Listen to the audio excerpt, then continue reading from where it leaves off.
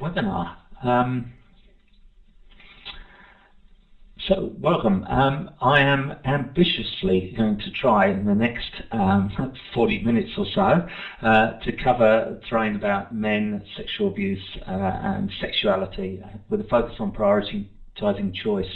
I say ambitiously because although putting the title out there 3 months ago, thinking it would be quite a challenge, I didn't realise how much of a challenge it was going to be until I stepped down and tried to write this presentation and develop the slides, because if I couldn't really have picked a more complex area in relation to the multiple influences that we're going to try and talk through and deal with.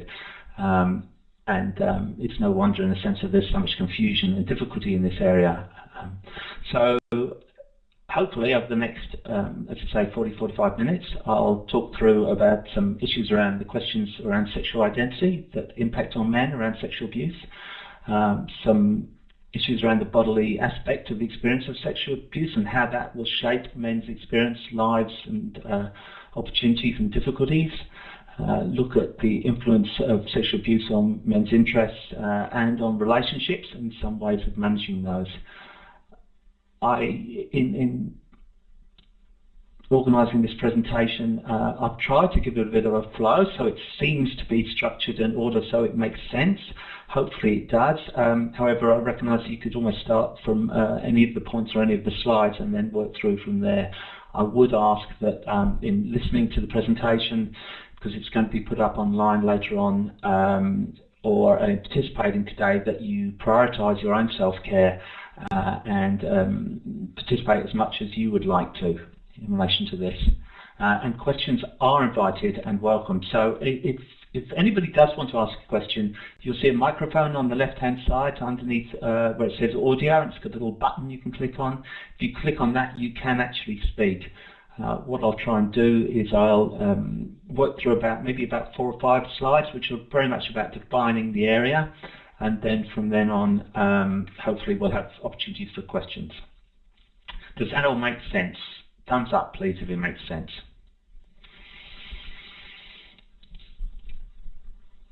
Thank you. Thanks, Cameron. Thanks, Ken. And thanks very much, Blake. Okay, so when we're talking about sexual abuse, there's a variety of definitions, and I suppose the essential points, just starting from the word go, is that it's a sexual act that direct or indirect against a person under the age of 18. The effect of it may or not be a physical act, it may be exposure to sexualized material or behavior. That sexual abuse, hello Phil, so Phil's just joining us now, so that's good to hear from you. It involves a power imbalance due to age, intellect, experience, size, status and authority. I recognise also that men are sexually assaulted as adults, and that when people talk about sexual assault, they usually talk about a physical offence against somebody where somebody's by force or threat is sexually abused or sexually harmed. In talking about this, you'll see I put a note down the bottom here, and to recognise that there is a sexual component to sexual abuse and sexual assault, that we often talk about power and sexual abuse being about power. Yes, it is about power, but it also is about, there is a sexual aspect in the experience of sexual assault and in the action of sexual assault and sexual abuse. So it's important for us to not miss that part and recognise that that then has impacts on people's understanding and experience.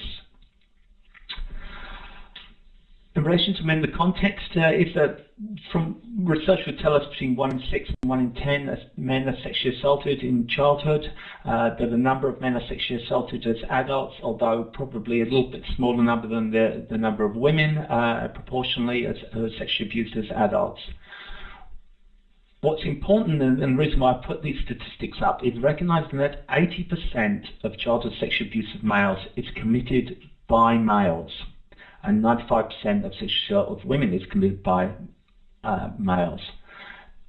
What's important here is to recognize that the actual offence is male on male, and hence it has a different experience from the male on female experience, which is fits much more with our traditional sort of heterosexual views, and the offence on male will also shape very much men's experience of sexual abuse.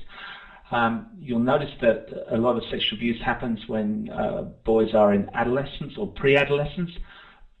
The age at which the sexual abuse happens will also shape the experience. If the boy's 5, 6, 7, 8, 9, 10, maybe he doesn't have much information about sex. He probably has very little choice, and the experience is going to be different from a boy who's 13, 14, 15, who maybe has had some sex education. So again, the age at which the offence happens will also shape the experience and the understanding that's possible for that boy in relation to the sexualized aspect to the abuse. I'll put those stats in, recognizing that some groups of boys are at greater risk of sexual abuse, particularly for boys with disability. The figures there are very, very high. People are talking the 80–90% of boys who are sexually abused who have disability, and they're often abused in the context of where they go for caregiving. They recognize that Indigenous young men, people in institutional or hospital settings, are more likely to be sexually abused. Same-sex attracted men, the figures that we're hearing are about 1 in 5, and I'll talk a little bit more about that context later on. Okay.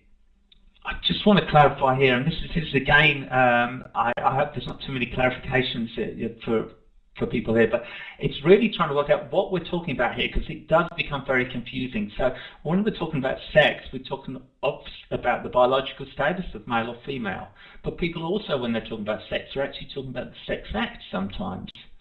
We recognize that gender is related to the masculine or behaviors or people being identified as masculine and feminine.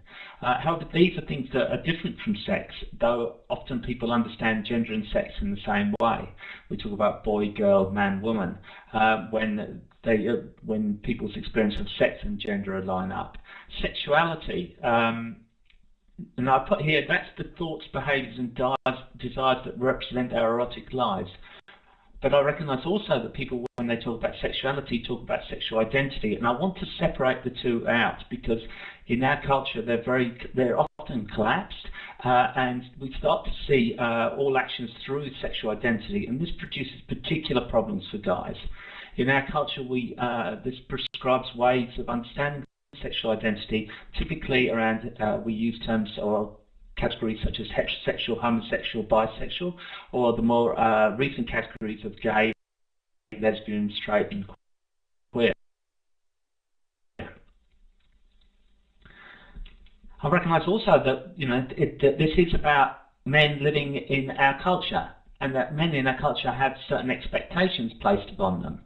It's not to say that we all live these expectations, but we all know of them and often adjust and learn our experiences through these experience of growing up male and becoming a man. So there's expectations that males are strong and powerful, physically and mentally, that we should be rational and logical, not overtly sensitive or overcome by emotions. We should be independent, self-reliant, in control of ourselves and situations. There's a presumption that we're heterosexual, the doers and instigators of sexual acts with people of the opposite or different sex, and that we should all be ready and up for sex when opportunities arise throughout our life. There's very much an expectation as males that we shouldn't be passive or a victim. I'll put in that little picture down the bottom, which is from Viagra, because the idea of us being sexually active and sexually interested into later life is very much supported and promoted by organisations like Viagra. And this then also has impacts on men's experiences and shapes their lives. So in talking about child sexual abuse, I want to be clear that there is no prescribed way. There's no automatic route that people who experience sexual abuse will automatically have difficulties with sexuality or with anger or with drink or drugs or anything like that.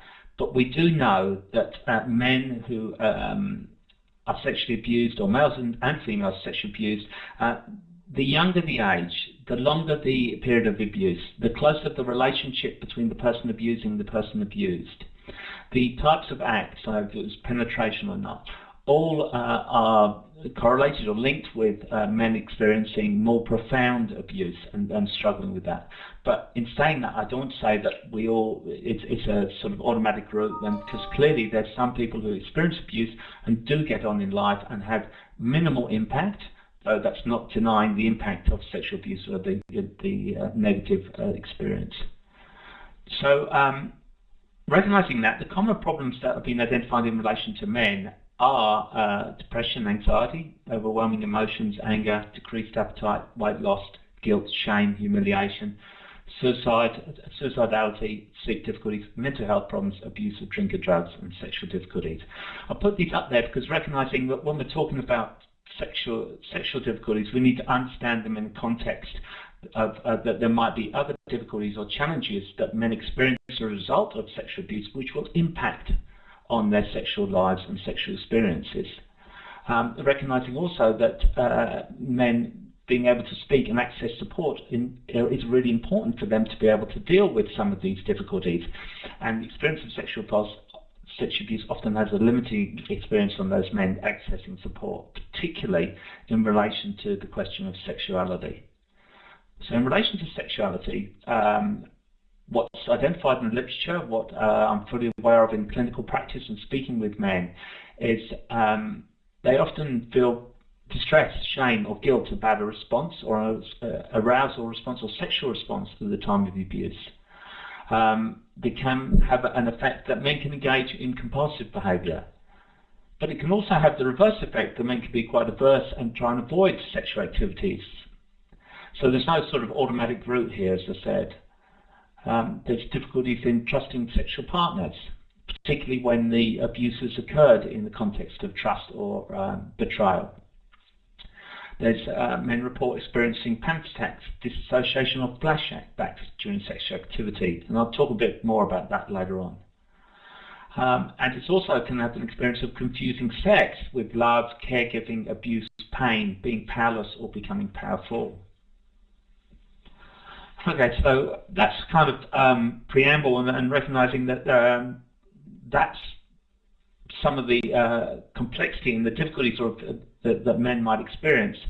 So I actually want to focus in first on the question of sexual identity, because this is one that nearly every man will report struggling with or working to sort out. It's something that many people will want to try and work out in their lives. But for men who've experienced sexual abuse, particularly in childhood, there can be extra problems, particularly as the first sexual experience the man might have, or we can say abusive sexual experience he might have, will be in childhood. And so when he comes to identify his own sexual desires and interests, it's done in the context of already being exposed to sexual activity, predominantly with other men, and making sense of that and deciding and trying to work that out becomes a challenge in that context.